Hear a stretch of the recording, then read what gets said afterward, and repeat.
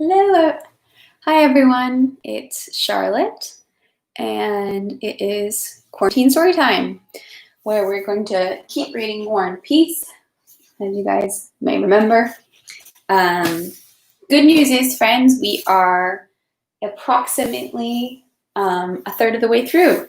It's very exciting. So, you want to see what that looks like? 1/3. We're making progress. Hopefully we're making progress in other areas. Hope you guys were able to make some donations, sign some of those petitions. There's another petition to remove Confederate flags from all state buildings. I'll include that in the description when I post this video because that seems pretty reasonable, right? We fought a war. We won. The people that lost probably shouldn't be still posting their flags. There's a lot of racism tied up in the Confederate flag. So I think we can agree that on state buildings, it's inappropriate. And if we don't, that's a different thing. Yeah, so check out the links. If anyone has any great other resources they want to share about ways we can all fight for social equality and racial justice in America, please post the links. I'm actually looking to get another book. I probably won't be reading with it for you guys for a while since we still have so much in War and Peace, but there's another book that looks interesting. It's called Black Power and Palestine. Black Power and Palestine.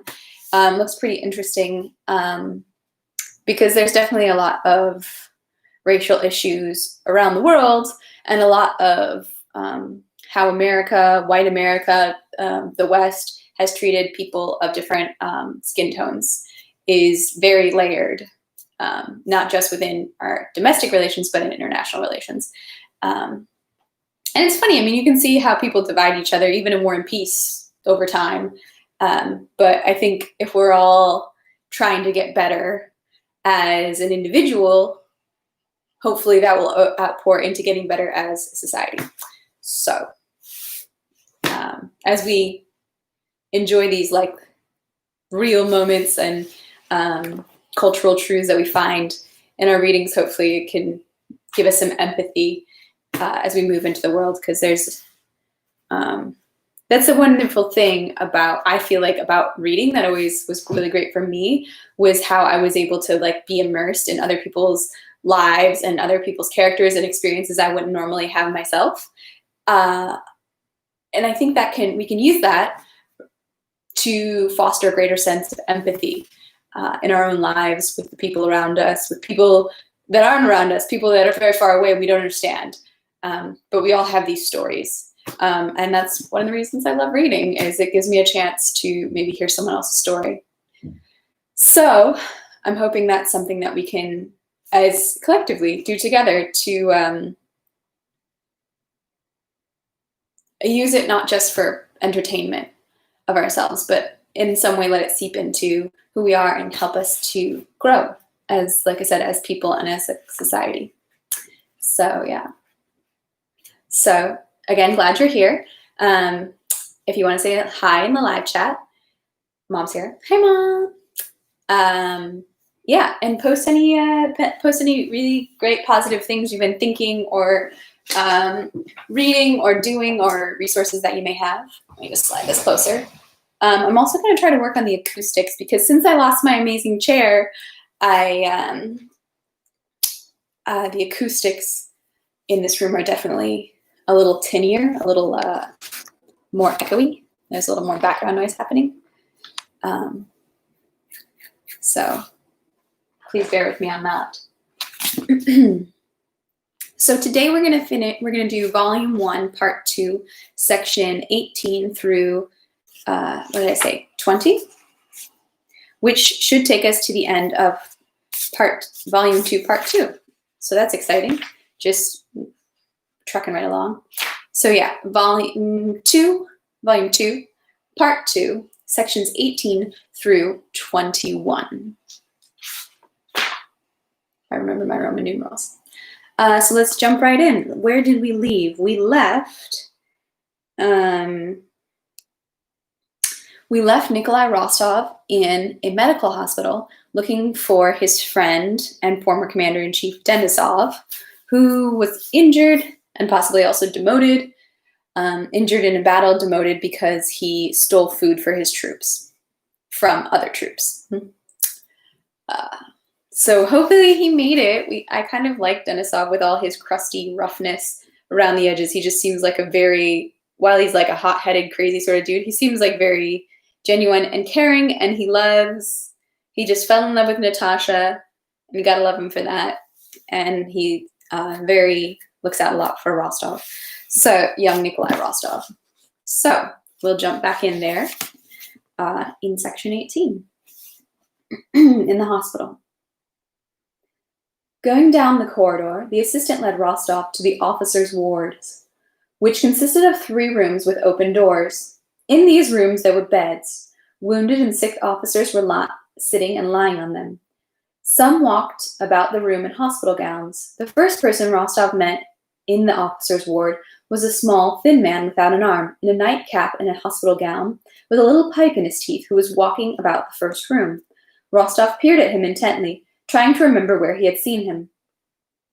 "See where God granted us to meet again," said the small man. Tushin, remember? I gave you a ride at Schöngraben? I had a bit cut off, you see," he said, smiling and showing the empty sleeve of his robe. "It's Vasily Dmitrich Denisov you're looking for. He's my roommate," he said, on learning who Rostov wanted. This way, and Tushin led him to the other room, from which came the loud laughter of several voices. "How can they not only live here, but even laugh?" thought Rostov, who, sensing that smell of dead flesh he picked up in the soldiers' section, and still seeing around him those envious looks that had followed after him on both sides, in the face of the young soldier with rolled-up sleeves. Denisov, the blanket pulled over his head, was asleep in bed, though it was nearly noon. "Ah, Rostov! Greetings, he shouted, in the same voice he used in the regiment, but Rostov noticed sadly that, behind this natural casualness and liveliness, some new, bad, hidden feeling showed in the expression on Denisov's face, in his intonations and words. His wound, despite its insignificance, still had not healed, though it was now 6 weeks since he was wounded. His face had the same pale swollenness of all the hospital faces, but it was not this that struck Rostov. What struck him was that Denisov did not seem glad to see him, and smiled at him unnaturally. Denisov did not ask about the regiment, nor about the general course of affairs. When Rostov mentioned it, Denisov did not listen. Rostov even noticed that Denisov found it unpleasant to be reminded of the regiment and generally of that other free life that went on outside the hospital. It seemed he was trying to forget that former life and was interested only in his case with the provision officials. To Rostov's question about how the case stood, he immediately pulled from under the pillow a paper he had received from the commission and the draft of his reply to it. When he started reading his paper, he became animated and particularly drew Rostov's attention to the biting remarks in it directed at his enemies. Denisov's hospital friends, who surrounded Rostov as a newly arrived person from the free world, gradually began to disperse as soon as Denisov started reading his paper. From their faces, Rostov understood that these gentlemen had all heard the story more than once already and were tired of it. Only the man in the next bed, a fat Uhlin, stayed sitting on his cot, frowning gloomily and smoking his pipe, and little one-armed Tushin went on listening, shaking his head disapprovingly. In the middle of the reading, the Uhlin interrupted Denisov. "In my view," he said, turning to Rostov, "he ought simply to beg the sovereign for mercy. They say there will be lots of rewards now. Surely he'd be forgiven." "Me beg the sovereign?" Denisov said in a voice which he wanted to endow with its former energy and ardor, but which rang with futile irritability. "For what? If I were a robber, I'd ask for mercy, but I'm on trial because I brought the robbers to light. Let them take me to court. I'm not afraid of anybody. I served the Tsar and the fatherland honorably, and don't steal. To demote me and... Listen, I just write to them straight out. Here's what I write. If I were an embezzler..." "It's very cleverly written. There's no saying it's not," said Tushin. "But that's not the point, Vasily Dmitrich." He also turned to Rostov. "A man ought to submit, but Vasily Dmitrich here doesn't want to. The auditor told you your case was going badly." "Well, let it go badly," said Denisov. The auditor wrote a petition for you, Tushin went on, and you ought to sign it. And see, you can send it with him, he pointed to Rostov. He's surely got a hand in at the staff. There couldn't be a better chance. Yes, but I told you I don't go traveling, Denisov interrupted and continued reading the letter. Rostov did not dare to persuade Denisov, though he felt instinctively that the way suggested by Tushin and the other officers was the surest, and though he would have considered himself very happy if he could have been of help to Denisov, he knew Denisov's inflexible will and righteous ardor. After the reading of Denisov's venomous papers, which lasted more than an hour, was over, Rostov said nothing, and spent the rest of the day in a very sad state of mind in the company of Denisov's hospital friends, who again gathered around him. He told them things he knew and listened to what others had to say. Denisov was gloomily silent throughout the evening. Late in the evening, Rostov got ready to go and asked Denisov whether there would be any errands. Yes, wait, said Denisov, glancing at the officers, and taking his papers from under the pillow, he went to the window where there was an inkstand and sat down to write. It seems you can't break an accent with a straw, he said, coming from the window and handing Rostov a large envelope. This was a petition addressed to the sovereign, drawn up by the auditor, in which Denisov, without mentioning anything about the failures of the provision department, merely begged for mercy. Hand it in, since it seems, he did not finish, and smiled a painfully false smile. If you guys recall, Tushin was, I think, the artillerist at who had taken so much upon himself in one of the early battles. Section 19. Having returned to the regiment and told the commander about the state of Denisov's case, Rostov rode on to Tilsit with the letter to the sovereign. On the 13th of June, the French and Russian emperors met at Tilsit. Boris Trubetskoy asked the important person to whom he was attached that he be included in this suite appointed to be stationed in Tilsit. Je voudrais voir le grand homme, he said, referring to Napoleon, whom, until then, like everyone else, he had always called Bonaparte. Vous parlez de Bonaparte? His general said to him, smiling. Boris looked questioningly at his general and understood at once that this was a joking test. Mon prince, je parlais de l'Empereur Napoleon, he replied. The general smiled and patted him on the shoulder. You'll go far, he said to him, and took him along. Boris was among the few who were at the Niemen on the day of the emperor's meeting. He saw the rafts with monograms and Napoleon riding along the other bank past the French guards, saw the Emperor Alexander's pensive face as he sat silently in a tavern on the bank of the Niemen, watching Napoleon's arrival, saw how both emperors got into boats and how Napoleon, who was the first to reach the raft, stepped forward quickly to meet Alexander and gave him his hand, and how the two disappeared into the pavilion. Since the time of his entrance into the higher world, Boris had made it his habit to observe attentively what was happening around him and write it down.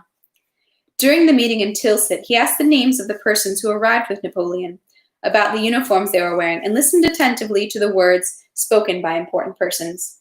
At the moment when the emperor went into the pavilion, he looked at his watch, and he did not forget to look again when Alexander came out of the pavilion.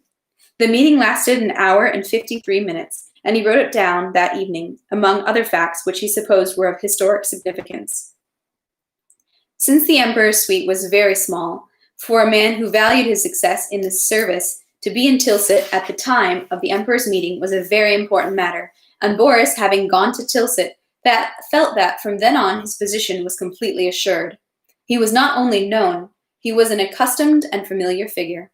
Twice he had been entrusted with messages to the sovereign himself, so that the sovereign knew his face, and all his attendants were now not only not aloof, as before, considering him a new person, but would have been surprised if he were not there. Boris roomed with another adjutant, the Polish Count Zilhalinsky. Zilhalinsky, a Pole brought up in Paris, was rich, passionately loved the French, and almost every day during their stay in Tilsit, Zelinsky and Boris gathered French officers from the guards and French headquarters for dinners and lunches. In the evening of the 24th of June, Count Zelinsky, Boris's roommate, gave a supper for his French acquaintances. At this supper, there was a guest of honor, one of Napoleon's adjutants, as well as several officers of the French Guards, and a young boy from an old French aristocratic family, Napoleon's page. On that same day, Rostov, taking advantage of the darkness so as not to be recognized, in civilian dress, arrived in Tilsit and went to the apartment of Zelensky and Boris. In Rostov, as in the whole army from which he came, that change in relations with Napoleon and the French, turning them from enemies into friends, was still far from being accomplished as it had been at headquarters and in Boris. In the army, they still went on experiencing a mixed feeling of anger, contempt, and fear for Bonaparte and the French. Still recently, Rostov, talking with one of Platov's Cossack officers, had argued that if Napoleon were ever taken prisoner, he would be treated not as a sovereign, but as a criminal. Still recently, meeting a wounded French colonel on the road, Rostov had become heated, proving to him that there were no peace between a legitimate sovereign and the criminal Bonaparte. Therefore, Rostov was oddly struck in Boris's apartment by the sight of French officers in those same uniforms which he was used to looking at quite differently from the flank line. As soon as he saw a French officer thrust himself out of the door, that warlike, hostile feeling which he always experienced at the sight of the enemy suddenly took hold of him. He stopped on the threshold and asked in Russian whether Debretskoy lived there. Boris, hearing a stranger's voice in the front hall, came out to meet him. His face, when he recognized Rostov, at first expressed annoyance. "Ah, it's you. Very glad to see you," he said anyhow, smiling and going up to him. But Rostov had noticed his first reaction. "It seems I chose the wrong time," he said. "I wouldn't have come, but I'm on business," he said coldly. "No, I was only surprised that you'd left the regiment. Dans un moment, je suis à vous," he replied to a voice that was calling him. "I can see it's the wrong time," Rostov repeated. The expression of annoyance had already disappeared from Boris's face. Evidently, having reflected and decided what to do, he took him by both hands with a particular calm and led him to the neighboring room. Boris's eyes, looking calmly and firmly at Rostov, were as if veiled by something, as if some sort of screen, the blue spectacles of convention, had been put on them. So it seemed to Rostov. "Ah, enough, please, as if you could come at the wrong time," said Boris. He led him into the room where the supper table had been laid, introduced him to his guests, giving his name and explaining that he was not a civilian, but a Hussar officer and his old friend. "Count Zelensky, le Comte N, le Capitaine SS." He named his guests. Rostov looked frowningly at the Frenchman and made his bows reluctantly and said nothing. Zelensky clearly took this new Russian person into his circle without any joy and said nothing to Rostov. Boris seemed not to notice the constraint caused by the appearance of a new person, and, with the same agreeable calm and veiling of the eyes with which he met Rostov, tried to enliven the conversation. One of the Frenchmen turned with habitual French politeness to the stubbornly silent Rostov and said to him that he had probably come to Tilsit to see the Emperor. "No, I'm on business," Rostov answered curtly. Rostov felt ill-humored immediately after he noticed the displeasure on Boris's face, and as always happens with people who are ill-humored, it seemed to him that everyone was looking at him hostilely and that he was hampering them all. And indeed he was hampering them all, and alone remained outside the newly initiated general conversation. "Why is he sitting here?" said the glances cast at him by the guests. He got up and went over to Boris. "Anyhow, I'm in your way," he said softly to him. "Let's go and talk business and I'll leave." "Why, no, not in the least," said Boris. "But if you're tired, let's go into my room and you can lie down to rest." Yes, in fact. They went into the small room where Boris slept. Rostov, not sitting down at once, with irritation, as if Boris was guilty before him for something, began telling him about Denisov's case, asking whether he could and would intercede for Denisov with the sovereign through his general and deliver his letter through him. When they were alone, Rostov realized for the first time that it was awkward for him to look Boris in the eye. Boris, crossing his legs and stroking the slender fingers of his right hand with his left, listened to Rostov the way a general listens to the report of a subordinate, now looking away, now looking directly into Rostov's eyes with the same veiled gaze. Each time that happened, Rostov felt awkward and lowered his eyes. "I've heard about cases of that sort, and I know that the sovereign is very severe on such occasions. I think it would not get as far as His Majesty, in my opinion. It would be better to ask the corps commander directly, but generally, I think, if you don't want to do anything, just say so," Rostov nearly shouted, not looking into Boris's eyes. Boris smiled. On the contrary, I'll do what I can. Only I thought. Just then, Zelinsky's voice was heard at the door calling Boris. Well, go, said Rostov, and declining the supper, and remaining alone in the little room, he paced up and down for a long time and listened to the merry French talk in the next room. Chapter 20. Rostov had come to Tilsit on the day least suitable of all for interceding on Denisov's behalf. He could not go to the general on duty himself because he was wearing a tailcoat and had come to Tilsit without permission of the authorities, while Boris, even if he wanted to, could not do it on the day after Rostov's arrival. On that day, the 27th of June, the preliminary conditions for peace were signed. The emperors exchanged decorations. Alexander received the Legion of Honor, and Napoleon the St. Andrew for the first degree. And on that day, a dinner was arranged for the Preobrazhensky battalion, given by the battalion of the French Guards. Both sovereigns were to be present at this banquet. For Rostov, it was so awkward and unpleasant to be with Boris that when Boris looked in on him after supper, he pretended to be asleep, and the next day he left the house very early in the morning, trying not to see him.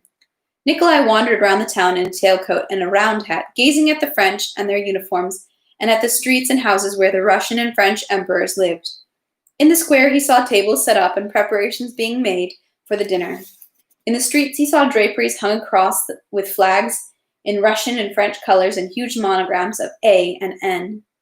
In the windows of the houses there were also flags and monograms. Boris doesn't want to help me, and I don't want to turn to him. That's settled, thought Nikolai. It's all over between us. I won't leave here without doing all I can for Denisov, and above all, without delivering the letter to the sovereign. To the sovereign! He's here, thought Rostov, involuntarily coming up to the house occupied by Alexander. Saddle horses stood by this house, and the suite was gathering, evidently preparing for the sovereign's levee. I may see him any moment, thought Rostov, if only I could deliver the letter to him directly and tell him everything. Would they really arrest me for my tailcoat?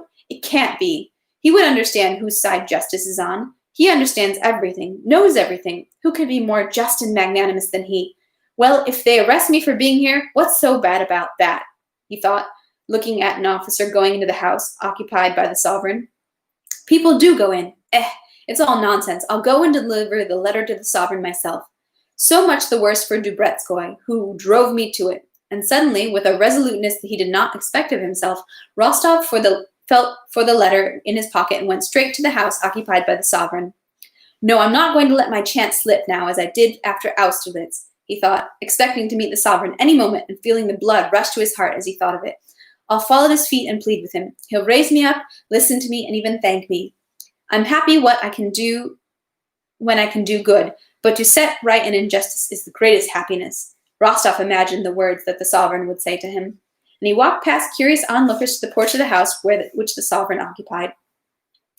From the porch, a broad stairway led straight up. To the right, he saw a closed door. Under the stairway was the door leading to the ground floor. Whom do you want? Someone asked. To deliver a letter, a petition to His Majesty, Nikolai said in a trembling voice. A petition? Go to the officer on duty. This way, please. He pointed him to the downstairs door. Only you won't be received. Hearing this indifferent voice, Rostov became frightened of what he was doing. The thought of meeting the sovereign at any moment was so seductive and therefore so frightening for him that he was ready to flee, but an attendant, meeting him, opened the door of the officer on duty, and Rostov went in. A short, stout man of about 30 in white trousers, top boots, and nothing but an evidently just put on cambric shirt was standing in this room. A valet behind him was buttoning on a pair of splendid new silk-embroidered suspenders, which Rostov noticed for some reason. This man was talking to someone in the next room. Bien fait à la butte du diable, this man was saying, and seeing bien fait à la butte du diable. This man was saying, and seeing Rostov, he stopped speaking and frowned. What can I do for you? A petition? Qu'est-ce que c'est? Someone asked from the other room. Encore un pétitionnaire, replied the man in the suspenders. Later, tell him. He'll be coming out in a minute. We have to go. Later, tomorrow. There's no time. Rostov turned and was about to leave, but the man in the suspenders stopped him. Who sent you? Who are you? From Major Denisov, Rostov replied. Who are you, an officer? Lieutenant Count Rostov. What boldness! Appeal through the chain of command and take yourself away, away! He began getting into the tunic that the valet was holding for him. Rostov went to the front hall again and noticed that there were already many officers and generals in full dress uniform, past whom he would have to walk. Cursing his boldness, his heart sinking at the thought that he could meet the sovereign at any moment, he'd be disgraced before him and put under arrest, fully understanding all the inappropriateness of his behavior and regretting it, Rostov, with lowered eyes, was making his way out of the house, surrounded by the crowd of the brilliant suite, when someone's familiar voice called him and someone's hand stopped him. "What are you doing here in a tailcoat, my lad?" the bass voice asked him. It was a cavalry general who had earned special favor from the sovereign during this campaign, the former commander of the division in which Rostov served. Rostov fearfully began to justify himself, but seeing the general's good-naturedly joking face, led him aside, and in an agitated voice told him the whole affair, begging the general to intercede for Denisov, whom he knew. The general listened to Rostov, shaking his head gravely. A pity for the fine fellow. Give me the letter." Rostov barely had time to hand him the letter and tell him all about Denisov's case before the sound of quick footsteps with spurs was heard from the stairway, and the general, leaving him, moved towards the porch. The gentlemen of the sovereign's suite ran down the steps and went to their horses. The groom Hain, the same one who had been at Austerlitz, led up the sovereign's horse, and from the stairs came a light creak of footsteps which Rostov knew at once. Forgetting the danger of being recognized, Rostov, with some curious townfolk, moved close to the porch and again, after 2 years, saw the same adored features, the same face, the same gaze, the same gait, the same combination of majesty and mildness. And the feeling of rapture and love for the sovereign rose again with its old force in Rostov's soul. The sovereign, in the Preobrazhensky tunic, white buckskin breeches, and high-top boots, with a star Rostov did not know, it was La Légion d'honneur, came out to the porch, holding his hat under his arm and putting on a glove. He stopped, looked about, and illuminated everything around him with his gaze. He spoke a few words to one of the generals. He also recognized the former commander of Rostov's division, smiled to him, and called him over. The entire suite now drew back, and Rostov saw the general speak about something with the sovereign for a rather long time. The sovereign said a few words to him and took a step towards his horse. Again, the crowd of the suite and the crowd of the street in which Rostov stood moved towards the sovereign.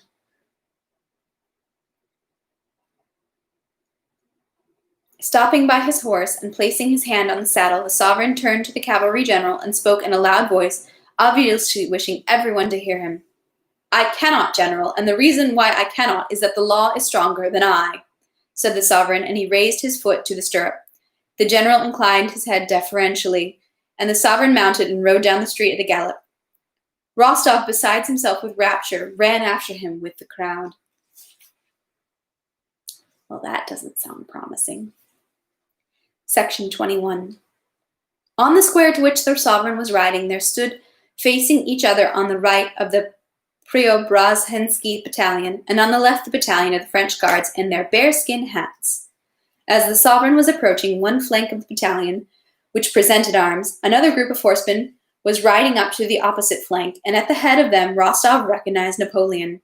It could not have been anyone else. He rode at a gallop, in a small hat, with the sash of St. Andrew across his shoulder, in a blue tunic unbuttoned over a white camisole. On it, an extraordinary purebred gray Arabian stallion, on a gold-embroidered crimson shabrak. Riding up to Alexander, he raised his hat, and as he did so, Rostov's cavalry eye could not help noticing that Napoleon sat his horse poorly and unsteadily. The battalions shouted, "Hurrah!" and "Vive l'Empereur!" Napoleon said something to Alexander. The two got off their horses and took each other's hands. Napoleon's face wore an unpleasantly false smile. Alexander was saying something to him with a benign expression. Rostov, not taking his eyes away, despite the trampling of the French gendarmes' horses, attempting to move the crowd back, followed every movement of the Emperor Alexander and Bonaparte.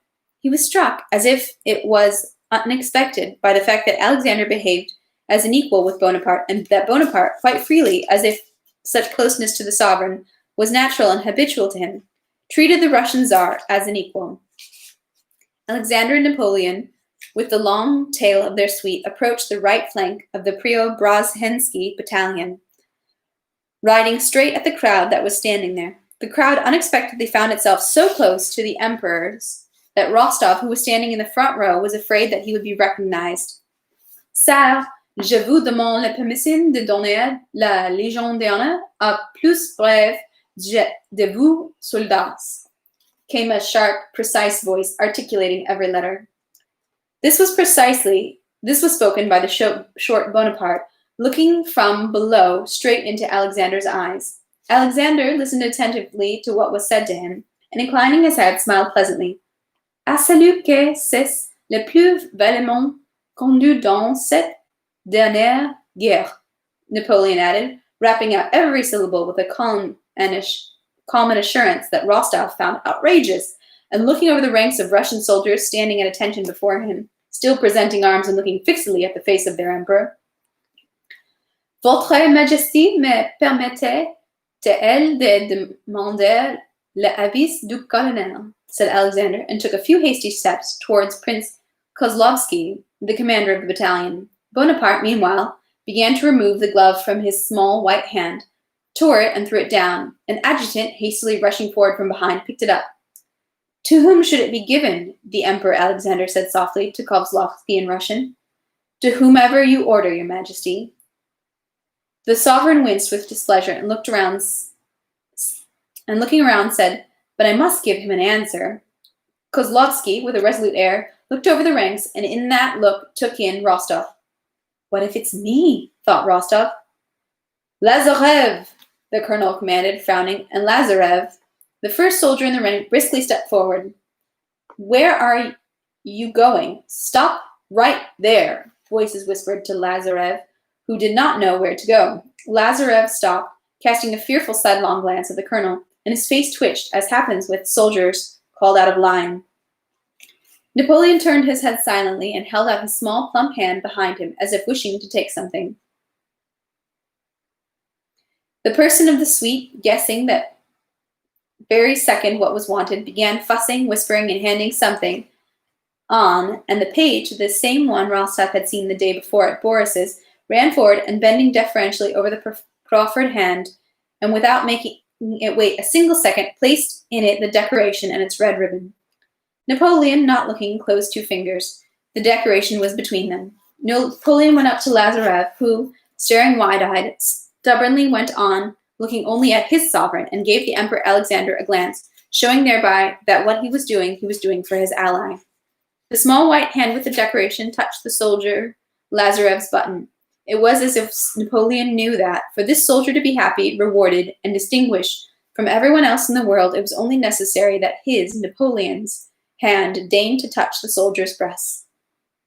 Napoleon merely laid the cross on Lazarev's breast, and lowering his head, turned to Alexander as if he knew that the cross must stick to Lazarev's breast. The cross did stick, because obliging Russian and French hands instantly picked it up and fastened it to the tunic. Lazarev glanced darkly at the little man with white hands who had done something to him, and motionless, continuing to present arms, again began gazing straight into Alexander's eyes, as if asking Alexander if he should go on standing there, or would now be ordered to take a few steps, or perhaps do something else. But he was not ordered to do anything, and he remained in that motionless state for a rather long time. The sovereigns got on their horses and left. The Preobrazhensky battalion, breaking ranks, mingled with the French guards and sat down at the tables prepared for them. Lazarev sat in the place of honor. He was embraced, congratulated. His hand was shaken by Russian and French officers. Crowds of officers and people came merely to look at Lazarev. A droning of Russian and French talk and laughter hung over the tables on the square. Two officers with flushed faces, merry and happy, walked past him. What a treat, brother, all on silver, said one. Have you seen Lazarev? Yes. Tomorrow, they say, the Preobrazhensky battalion will be the hosts. No, but what luck for Lazarev, a 1,200-franc pension for life. How's that for a hat, boys? Cried a Preobrazhensky soldier, putting on a Frenchman's shaggy hat. Charming, suits you perfectly. Did you hear the passwords? One officer of the guard said to another. 2 days ago, they were Napoleon, France, bravoure. Yesterday, Alexander, Russet, grandeur. One day our sovereign gives the passwords, the next day Napoleon. Tomorrow our sovereign will send a St. George to the bravest of the French guards. No way out of it. He has to respond in kind. Boris, with his comrade Zelensky, also came to look at the Preobrazhensky banquet. On his way home, Boris noticed Rostov standing by the corner of a house. Rostov, greetings, we haven't seen each other, he said, and could not help asking what had happened to him. So strangely dark and upset was Rostov's face. Never mind, replied Rostov. Will you stop by? Yes. Rostov stood at the corner for a long time, looking at the feasting men from a distance. Painful work was going on in his mind, which he could not bring to an end. Terrible doubts arose in his soul. Now he remembered Denisov with his changed expression, his submission, and the whole hospital with those torn-off arms and legs, that filth and disease. He imagined so vividly now that hospital stench of dead flesh that he looked around to see where the stench could be coming from. Then he remembered that self-satisfied Bonaparte with his white little hand, who was now an emperor, whom the Emperor Alexander liked and respected. Why then those torn-off arms and legs, those dead people? Then he remembered the ward Lazarev and Denisov punished and unforgiven. He caught himself in such strange thoughts that it made him frightened. The smell of the Preobrazhensky's food and his own hunger brought him out of that state. He had to eat something before he left. He went to the inn he had noticed in the morning. In the inn he found so many people and officers who had come, as he had, in civilian dress, that he had a hard time getting dinner. 2 officers of his division joined him. The conversation naturally turned to the peace. The officers, Rostov's comrades, like the greater part of the army, were displeased with the peace concluded after Friedland. They said that if we had held out a little longer, Napoleon would have been done for, that there were no biscuits or shot left in his army. Nikolai sat silently and mostly drank. He drank 2 bottles of wine by himself. The inner work that had arisen in him, not being resolved, still pained him. He was afraid to give himself to his thoughts, and yet could not get rid of them. Suddenly, to the words of one of the officers that it was offensive to look at the French, Rostov began shouting with a vehemence that it was in no way justified, and therefore surprised the officers very much. Sorry, let me read that again. He was afraid to give himself to his thoughts, and yet could not get rid of them. Suddenly, to the words of one of the officers that it was offensive to look at the French, Rostov began shouting with a vehemence that was in no way justified, and therefore surprised the officers very much. "And how can you judge what would have been better?" he shouted, his face suddenly suffused with blood. "How can you judge the sovereign's actions? And what right have we to discuss it? How we can understand neither the goals nor the actions of the sovereigns?" "But I didn't say a word about the sovereign," the officer defended himself, unable to explain Rostov's outburst otherwise than by his being drunk. But Rostov was not listening. "We're not diplomatic officers, we're soldiers and nothing more," he went on. "We're told to die, and we die, and if we're punished, it means we're guilty. It's not for us to judge. If it pleases the sovereign emperor to recognize Bonaparte as an emperor and conclude an alliance with him, it means it has to be so. If we start judging and reasoning about everything, then there'll be nothing sacred left. Next we'll be saying there's no God, no anything," shouted Nikolai, banging the table quite inappropriately in his interlocutor's opinion, but quite in keeping with his own train of thought. "Our business is to our duty, to cut and slash, not to think, that's all," he concluded. "And to drink," said one of the officers, unwilling to quarrel. "Yes, and to drink," Nikolai picked up. "And you, another bottle," he shouted. And that is the end of the reading for today. And that is the end of Volume 2, Part 2. So we'll pick up Part 3 tomorrow.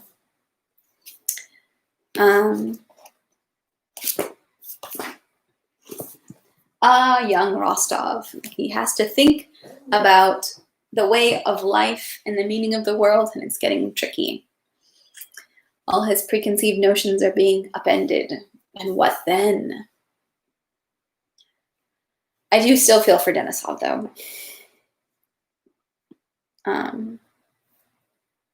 I hope he doesn't die and he gets out of it all right.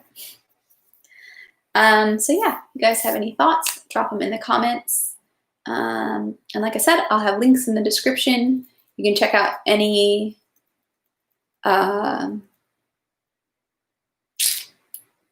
of the past last few videos where I've had links to things you can do to stay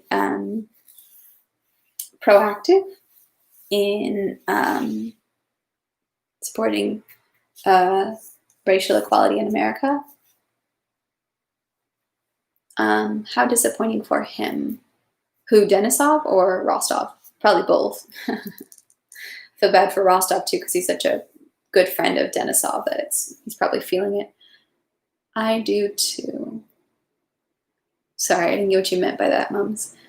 But yeah, I will see you guys tomorrow. Yep, jump on 8, can't wait. And also, I'm going to put up a link to the removing Confederate flags from state buildings. Cool. Thanks, everybody. Have a great rest of your day, and see you tomorrow. Bye.